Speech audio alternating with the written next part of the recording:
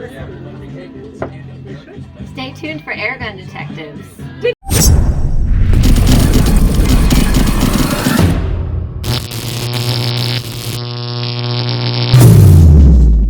Welcome to another episode of Airgun Detectives. I'm your host, JC. Today, we get to take the mystery out of the Kral Arms N-11 break barrel. This one's actually in 25 caliber. We'll get into the details in a second. But do me a favor if you hadn't already, please hit that subscribe button down in the corner. It doesn't cost you anything. It's absolutely free, but it really helps support the channel. Also, when you have an opportunity, check out my website, www.airgundetectives.com. On that site, I've got my Generation 2 bipods that you can actually see on here. I've got hats, t-shirts, and I'm also releasing some of my personal inventory. If you guys don't know, what I do is I try to recycle. So I try to get rid of some of my personal inventory. It gives me the opportunity to be able to purchase some new stuff, so then I can bring you guys some newer stuff so we can review that as well. So I kind of just try to recycle it. Besides that, I start running out of storage. Anyway, let's get back to the subject on hand. Okay, this is a lot more popular in the UK. They sold these here for a while in the United States. They still do. They still trickle out. You can see them here and there. But this is the Kral Arms break barrel. And these are made in Turkey.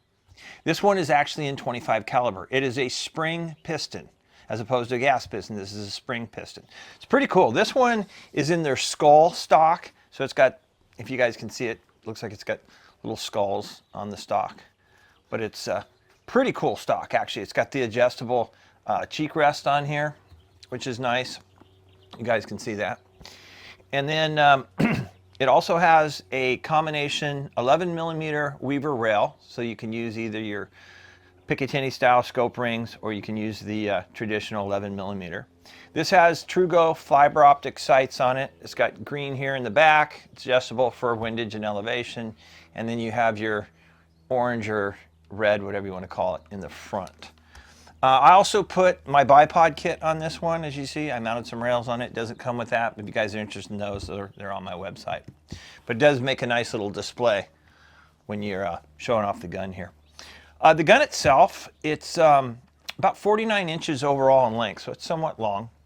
Weighs about a little over 7 pounds, probably right around that 7.5 pound range right there. And again, I told you these were made in Turkey. This does have a rubber butt pad on it. And the textured grip here, a little texture here in the foregrip as well. So, like I said, not overly popular in the US anymore. These were here for a while. They still trickle around, but they're more popular for our friends in the UK. So let's go out and look at the performance, and then we're going to come back and talk about some of the details on this. Oh, and it does have, this has a two-stage trigger, and we'll talk more about that later. All right, so let's move on to the next segment. Okay, let's test out our Kral, our N-11 here for a little velocity. What we're going to start out with is some H&N field target trophies. These are a 20.06 grain. So we'll shoot 5 shots over the Crony, average those out, and then I'm going to tell you how well it did with another pellet. It's a newer pellet, and it actually shot really well with it, but I'm going to show you that one as well. All right. So, shot number 1. This thing is really easy to cock. Shot number 1, 731. Shot number 2.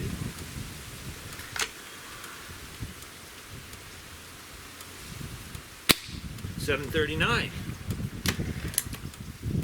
Shot number 3.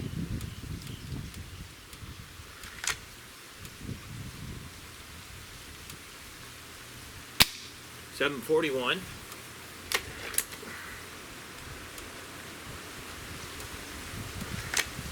Shot number 4. 739 again. And one more.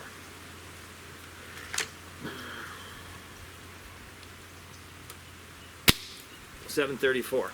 Yeah, pretty low standard deviation there. So that was our H&N field target trophies. Okay, got a new pellet out there. These ones are put out by JTS, called their Dead Centers. This is a 25 caliber pellet. It's obviously. It's also 25.39 grains. So we average right around 665 feet per second with these, and got us close to this, another about 25 foot-pounds of energy. So not bad. When you're putting foot-pounds of energy like that out on a brake barrel, you're actually doing really, really well. Okay, let's move on to the next segment.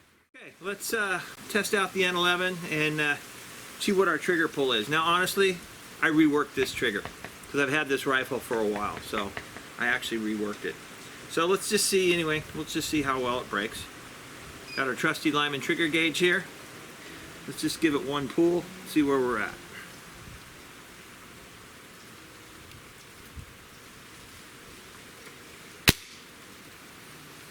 £2, 1.2 ounces. 2 pounds, 1.2 ounces. So yeah, I have this trigger breaking at 2 pounds. It's pretty amazing. Yeah, I actually reworked this one entirely myself. Polished it, put a little bearing in there, and tricked it out. So it's quite the performer. All right, let's move on to the next segment. All right, let's test out our crawl for some accuracy here. We're gonna go ahead and shoot the JTS, their new pellets. These dead centers, they actually performed really well. You're not going to win any huge accuracy contests with this gun. You're not. But it's going to be perfect for hunting and plinking. It is. So we're going to go ahead and shoot at our splatter burst. It's a 4-inch target here. I'll leave a link down below if you guys like these targets, because I do. I love being able to see the impact point. It's really nice. So like I said, I'll leave you a link down below. Anyway, we're usual 20 yards. Go ahead and take a quick look. And let's go ahead and just shoot 5 shots and see how well it groups. Not making any promises there. Because this gun, this is a Magnum, and it does have a pretty decent recoil on it. It does. But we'll do our best. Let's see what we can do here. All right.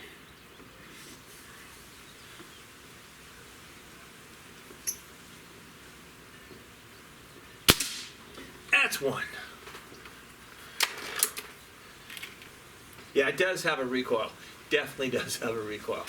Then again, you're putting out some serious foot-pounds of energy with this.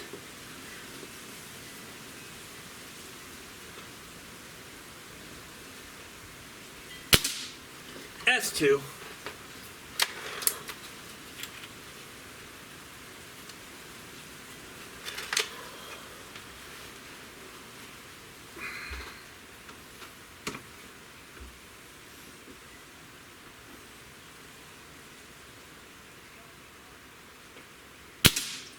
And 3.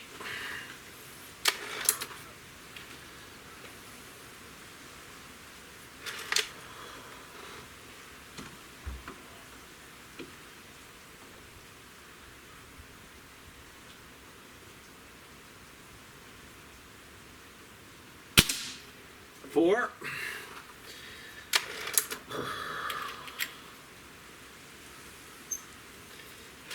And one more here.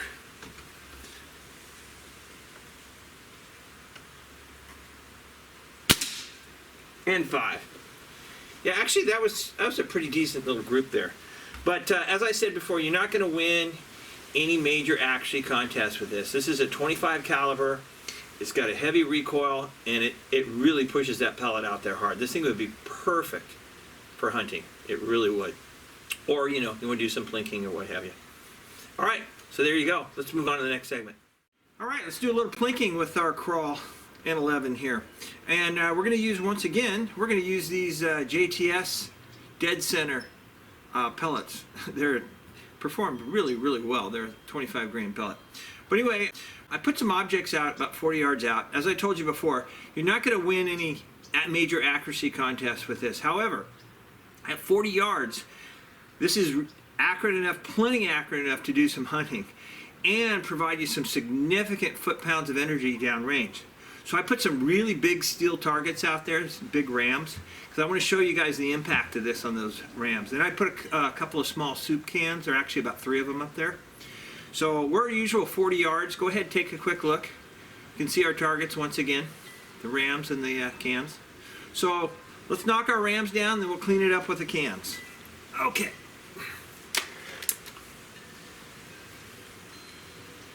Like I said, this is definitely a Magnum rifle. There's no question about that. All right. Let's start with the white ram.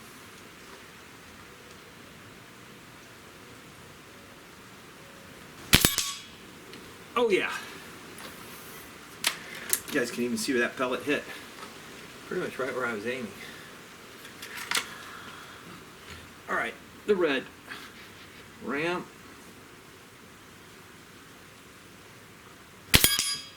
Again, right where I aimed. It's that hunting spot. You're trying to hit right up above the shoulder. All right. And let's get rid of these cans.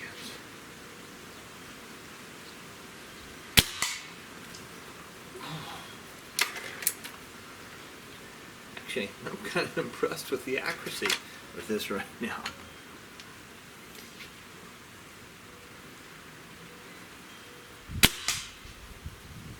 Wind and everything. All right. And we got one more to hit.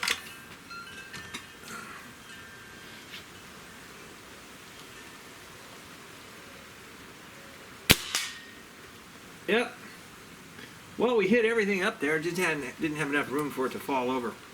Anyway, but you guys can see this is plenty accurate enough at 40 yards, and also provides a significant amount of foot-pounds of energy that you would need for hunting. So this is actually not too shabby. Anyway, let's move on to the next segment and wrap this up. All right, let's wrap this up with our conclusion here. How did our Kral Arms do? I say overall we had a good performance. We really did. So let me talk about the negatives, because I do have a few negatives. Okay, I've had this gun for a few years. My number one gripe with it initially was the trigger. It's that typical Crosman trigger. So I actually took this apart, polished it. You can see even it's got a silver trigger now. I polished it, put a little bearing in there, totally improved it. So it's got a really nice two-stage trigger on it now, without a doubt.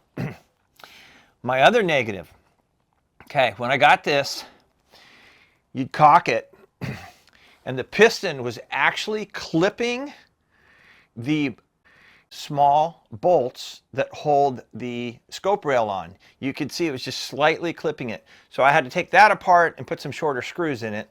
Took care of that problem. I also put all new stock bolts in. I changed out the Phillips head ones with the nice Allen style. So I changed those out, so I upgraded those as well. And then that pretty much was the total negatives on it. But I couldn't believe that the piston was actually, when you cock it, was actually clipping those bolts. And I'm thinking, man, that's definitely lacking some inspection and control at the factory for that one. That's for sure. But anyway, so we got past that, put it together, took a little bit of work, but it actually turned out to be a pretty good shooter. The gun, like I said, it's not overly heavy. It really isn't. A little over 7 pounds without the scope. It's pretty easy to cock. The spring on this is quiet. It really is quiet. I did add a little lube to it when I was messing with it, but right out of the box, it was quiet. It really was. So we actually turned it into a pretty smooth shooter. So that's a positive. So it's a smooth spring piston. Good power out of this. Well, we got up to 25 foot-pounds of energy. And what was also really good about this is the low standard deviation. If you guys don't know what deviation is, anytime when they're testing a gun for velocity, or we put it over the chrono, what we're looking is for variations in velocity. The less variations in velocity, the more accurate the gun's going to be, because then it's going to hit at your point of aim each time. If you have a drastic change in velocity, your point of impact is going to be obviously different locations. So ideally, you want the lowest deviation as you can get. And we're talking about deviation in velocity. And this one only had a 4 foot per second deviation, which is really, really good. Overall, our accuracy wasn't bad. It really wasn't. In fact, when we did our plinking at 40 yards, I'll show you guys these real quick because I recovered these cans. These were pretty much right on, if you think about it. They really were. They were right on. So think about hunting. This gun is really, it's designed for hunting. It really, especially the 25 caliber, and you're getting that type of foot-pounds of energy. So anyway, but I like the stock on it. I really like the skulls on this. It's just very subtle, but it's pretty cool. It really is. So overall, it's a good looking gun. And like I said, we're not going to win any top accuracy test, but it's not bad, especially for a 25 caliber. It really isn't. So not tough to cock. Oh, and by the way, this is not a suppressor on here, if you guys are wondering. This is just basically a cocking handle. The barrel runs all the way up to here, so up to this area. So it's just, it helps with the cocking. It really does. It makes it very, very comfortable. So it's not a suppressor, but it's not overly loud either. I would still say it's backyard friendly, without a doubt. So how would I rate this gun? Well, overall, just because of the things that I had to do to it, I'm going to say out of the box, it's more like a 4-star gun. It really is. But now that I have it pretty tricked out, it's quite the shooter. And like I said, this is kind of designed for hunting right here. But then again, you can do a little plinking with it, as I demonstrated. So overall, 4-star gun. And you do have the option of putting optics on here, or you can just shoot the open sights, which is good. Anyway, I hope you guys enjoyed this episode of Airgun Detectives. Like I said, these Kral Arms are a lot more popular in the UK, so my friends over in the UK, maybe you can get some insight with this, hopefully. But anyway, don't forget, this is where we take the mystery out of the airgun. So until next time, I hope you and your families are safe, you're all well, and you're getting plenty of shooting in. So take care, and God bless.